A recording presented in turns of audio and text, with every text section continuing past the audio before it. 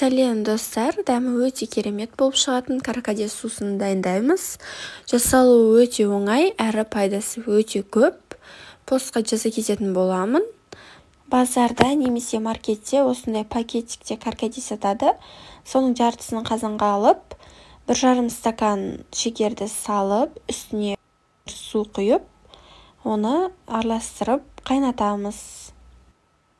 Жақсы қайнағаннан кейін үстіне жарты лимонды сығамыз.